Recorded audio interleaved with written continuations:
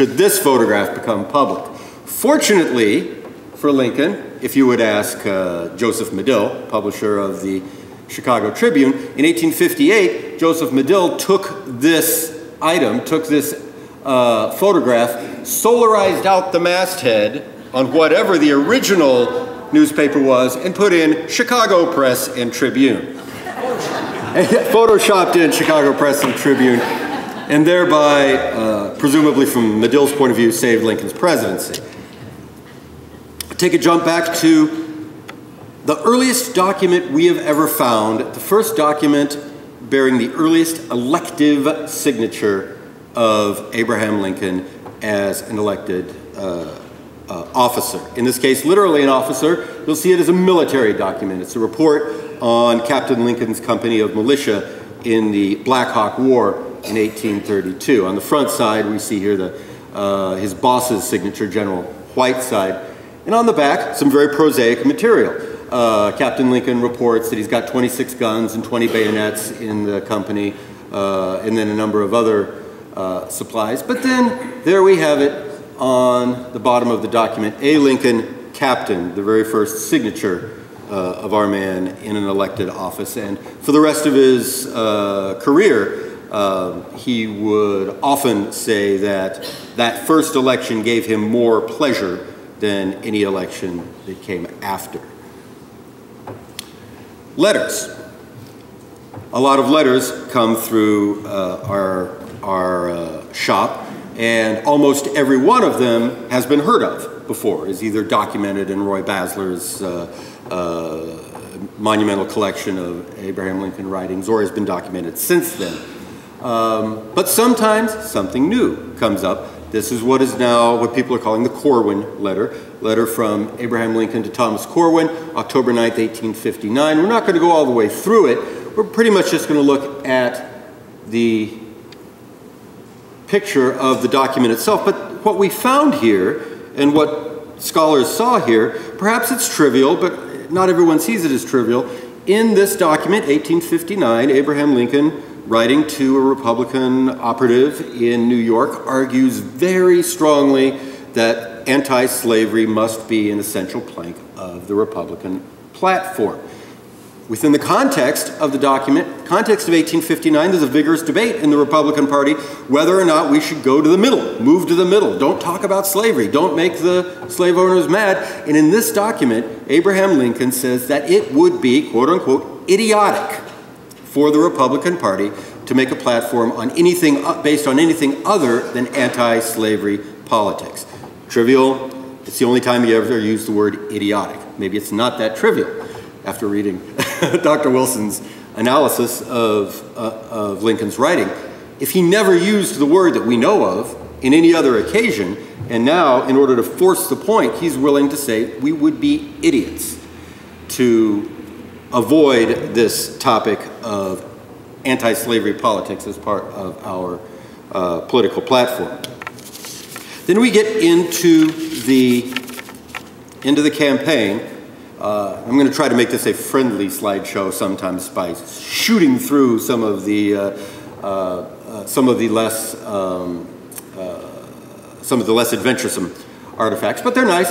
A typical Lincoln and Hamlin rail splitters campaign ribbon would have been made of silk and would have been covered with the various messages of the campaign, the spin of the campaign. Down here at the bottom, I think most interestingly, you have wide awakes, members of the Republican Wide Awakes political club, dressed in their capes, in their oil capes, and then a hand, a working man's hand, with a maul.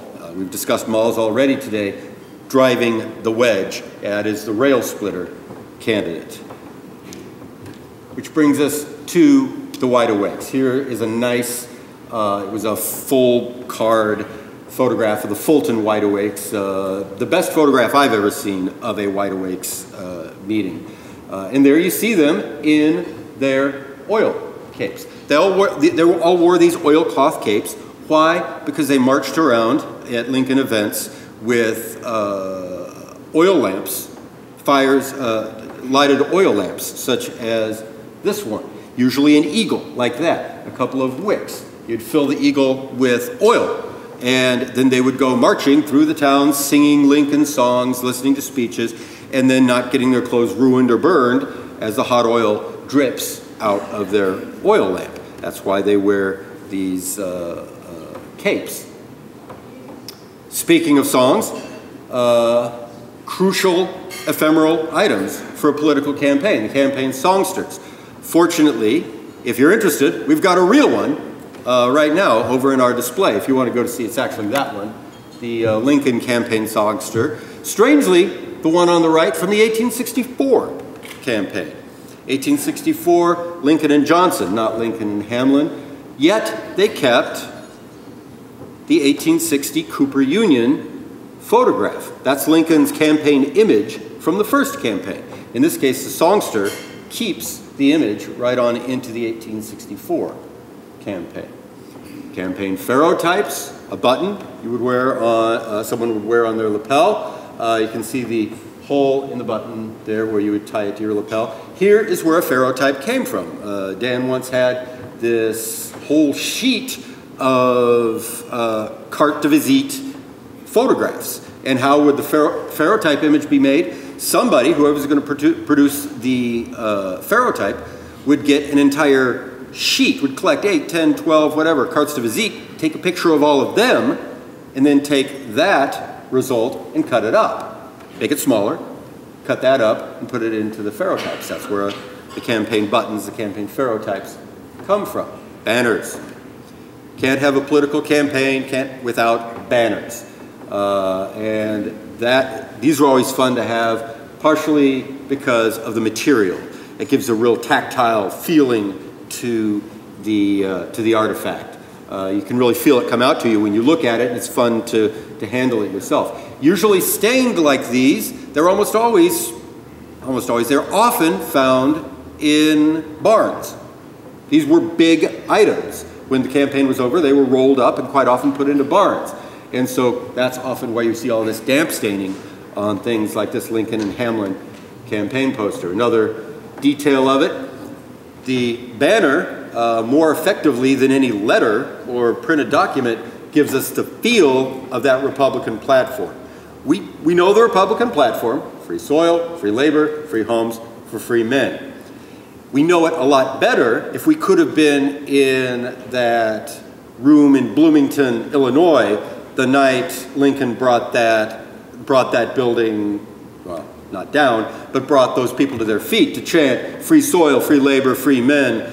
And this is the kind of banner that really drives home that Republican platform, the anti-slavery platform. It also accentuates an answer to a question that continues to come down and be asked by a lot of scholars today, or people in popular culture today. If Lincoln was against slavery, why the racist utterances? Why the racist attitudes? Why does he say these things? Why are Northerners who were fighting against slavery also evil-minded about African American people? And this, in part, answers that. Free soil, anti-slavery means free soil, free labor, free homes for free men, white men, if we're talking about an Illinois banner in 1860. The anti-slavery position is the position of a white man in the North defending his own freedom. And then here is another campaign Wide Awake's poster with, of course, the rails. The rails are going to show up a lot in this campaign material. And then another one. Here's another great picture of rails. And here's Dad standing next to rails, and here's Dad standing. But this is a great example of a campaign document because this was a campaign broadside, and it would have been printed, and it would have been posted on a wall somewhere, and people that came by could read about the previous presidents and the campaign of Lincoln and Hamlin, the rail splitter campaign. This was the broadside, part of the material, brought home from a Lincoln affair, a Lincoln campaign affair in Westfield, New York in 1860, brought home to a young lady named Grace Bedell by her father.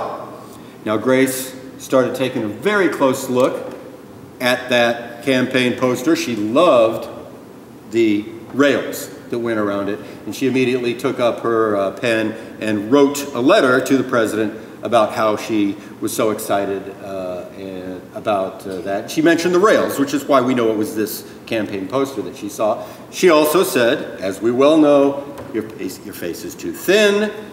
If you would grow whiskers, women all like whiskers. To paraphrase Grace, the women all like whiskers. They will tease their husbands and make them vote for you.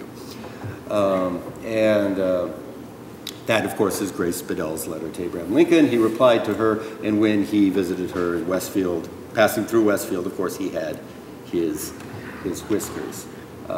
So, a fairly prosaic document, but when we know the effect that it had on Grace Bedell, and the effect that she had on the face of history, it becomes a little more important.